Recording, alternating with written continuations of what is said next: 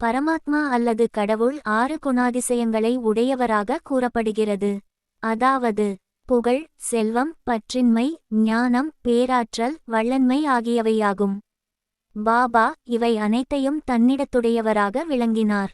இவ்வுடம்பில் அடியவர்களுக்காக அவதரித்தார். அவரது அருளும் அன்பும் அதிசயத்தக்கவை. ஏனெனில் தமது அடியவர்களை தம்மிடம் ஈர்த்து இழுத்தார். இல்லாவிடில் யார்தான் அவரை அறிந்திருக்க இயலும்? பாபா தமது பக்தர்களின் பொருட்டாக வாக்கின் தெய்வம் சரஸ்வதி தேவி கூட உரைக்க துணியாத அத்தகைய சொற்களை அவர் கூறினார். அதற்கு இதோ ஒரு உதாரணம். மிகவும் எளிமையுடன் பாபா கூறியது பின்வருமாறு: நான் அடிமைகளுள் அடிமை, உங்களுக்கு கடன்பட்டவன். உங்களது தரிசனத்தாலேயே திருப்தி அடைகிறேன்.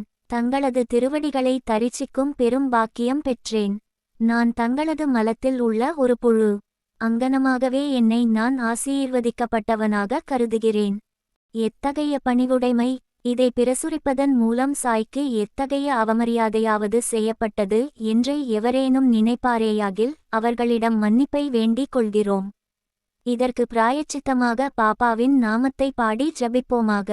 பாபா வெளிப்படையாக உணர்ச்சி நுகர்வுக்கூறு மற்றும் பொருட்களால் மகிழ்ப்பவர் போல் தோன்றினாலும் அவருக்கு அவைகளில் எள்ளளவும் தனிச்சுவை திறமோ அவைகளை மகிழ்ந்து அனுபவிக்கும் பிரக்ஞையோ இருந்தது இல்லை. அவர் உண்டார் எனினும் சுவை அறியவில்லை, பார்த்தார் எனினும் பார்த்தவைகளில் அவர் எவ்வித விருப்பத்தையும் உணர்ந்து இருக்கவில்லை.